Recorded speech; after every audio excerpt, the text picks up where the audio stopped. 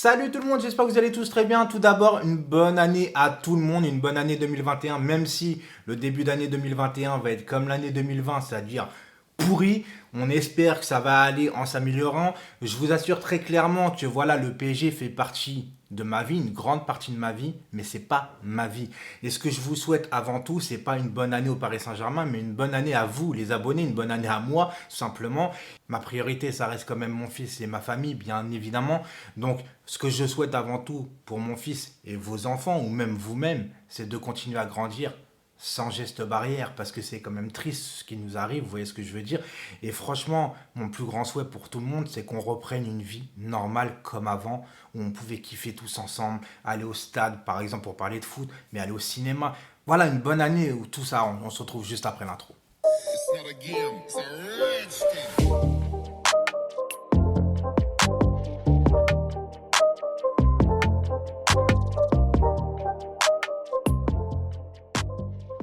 Donc vous l'avez compris, aujourd'hui ça va être une vidéo sur Icardi, mais attention, je ne suis pas là pour critiquer le talent d'Icardi parce que le talent, il n'y a même plus à débattre. On sait très bien que Icardi, moi je trouve que c'est un excellent buteur, mais c'est les à côté. Icardi ne fait pas forcément l'unanimité au niveau des dirigeants et aussi au niveau des supporters. C'est pour ça qu'on va en parler. Vu que Pochettino arrive, moi je l'espère de tout cœur, un espoir qu'Icardi retrouve son niveau qu'il avait à l'Inter et au début qu'il avait au Paris Saint-Germain, tout simplement. Là, il y a 6 jours, j'avais émis un sondage très clairement pour vous demander, selon vous, si vraiment il y a un problème Icardi. Certains pensent qu'il n'y a pas de problème, il n'y a pas de problème, tout le monde a droit, comme je dis, au débat. Vous avez été 780 à répondre au sondage, donc encore une fois, merci beaucoup. Vous avez été 6% seulement à trouver que c'est pas un manque de concurrence. Vous avez été 36% à trouver quand même que c'est un manque de motivation. Et la majorité a voté à 51% que Wanda, sa femme, et en même temps son agent était un gros problème pour Icardi. Et 7% autres où vous avez mis vous aider que je n'ai pas mentionné dans le sondage. Avant de continuer la vidéo les amis, si vous voulez soutenir la chaîne gratuitement, c'est très simple, voilà, vous mettez le petit pouce bleu qui fait plaisir. Et si vous n'êtes pas abonné et que le cœur vous en dit comme d'habitude, cliquez sur abonner, activez la cloche de notification, ça fait aussi plaisir. Alors avant de parler de tous les sujets, parce qu'on va parler de tous les sujets du sondage, je vais parler rapidement, je vais m'arrêter sur sa vie privée. Parce que moi je ne veux pas juger sa vie privée, juste je fais un petit aparté là-dessus. Oui, Icardi s'est marié avec Wanda et a piqué entre autres, entre guillemets, la femme de son coéquipier Maxi Lopez. Et quand je dis entre guillemets piqué, parce qu'il y a des versions comme quoi qu'elle n'était déjà plus avec. Quoi qu'il en soit, les amis, c'est vrai que ça peut en dire long sur le personnage, mais c'est au cas par cas, parce que quelquefois, tu peux être un con dans la vie privée et un bon professionnel. Donc c'est pour ça que je ne veux pas m'attarder sur le privé, et je ne suis pas là pour juger le privé, comptez pas sur moi. On va déjà poser le problème Icardi à l'Inter de Milan.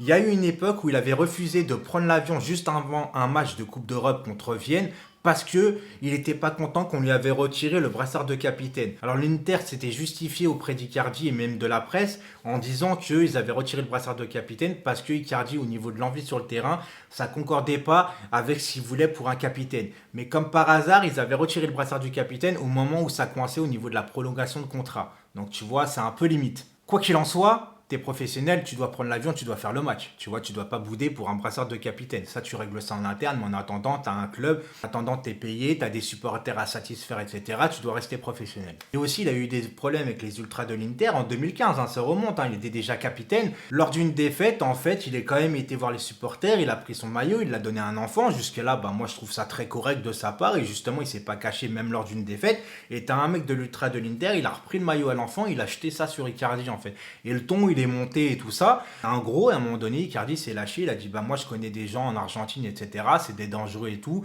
Ils vont venir vous persécuter, ils vont venir vous suivre, même vous tuer s'il le faut et tout. Il a un peu été vachement beaucoup trop loin. Et déjà à l'époque, en 2015, les supporters de l'Inter avaient demandé le retrait du capitana de Mauro Icardi. Mais ça a été très loin cette affaire parce qu'il y a eu des supporters de l'Inter et tout qui sont venus devant le domicile d'Icardi. Et c'est bien pour ça d'ailleurs qu'il ne pouvait plus rester à l'Inter.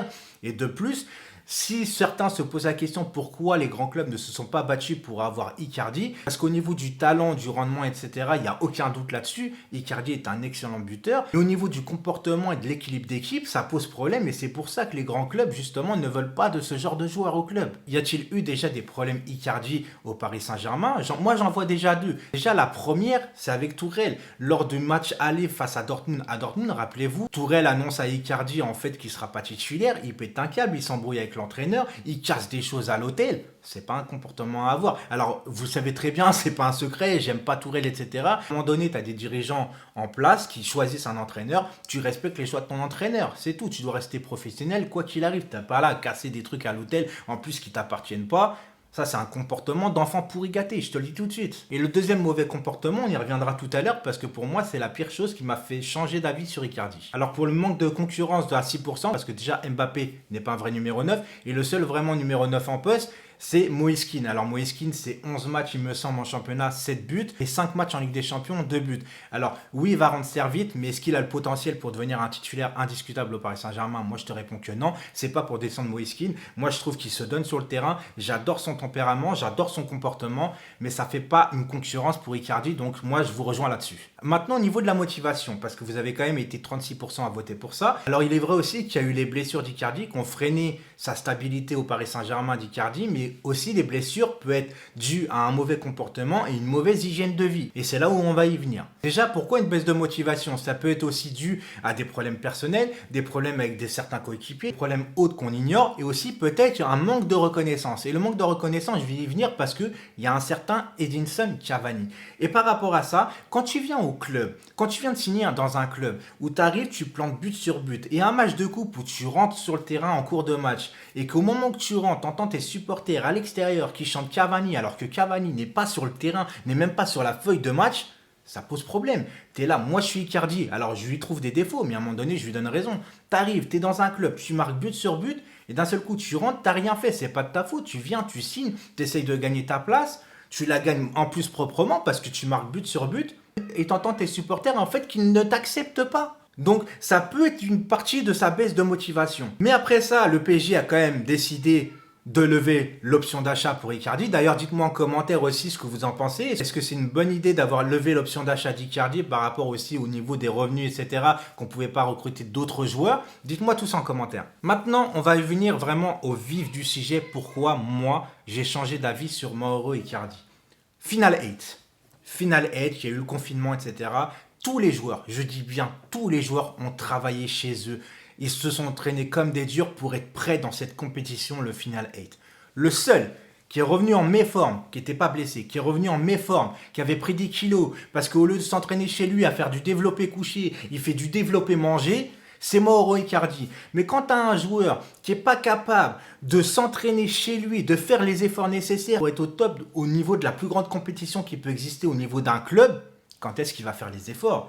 Moi, un mec qui ne fait pas les efforts au moment venu dans la plus grande des compétitions, il y a un moment donné, il y a un problème quelque part, les amis. Il y a un problème quelque part. Pour moi, déjà, c'est un manque de professionnalisme. C'est un manque de respect envers tes coéquipiers qui, eux, tous ont travaillé. Et je mets Neymar, Mbappé, tout ça dans le lot. Hein. Tout le monde a travaillé, on a vu les stories, etc. Les stories de Icardi, à un moment donné, ça ressemblait plus à Top Chef qu'à un vrai sportif. Donc je disais, c'est un manque de respect envers ses coéquipiers, envers le club, envers l'entité et surtout envers aussi les supporters.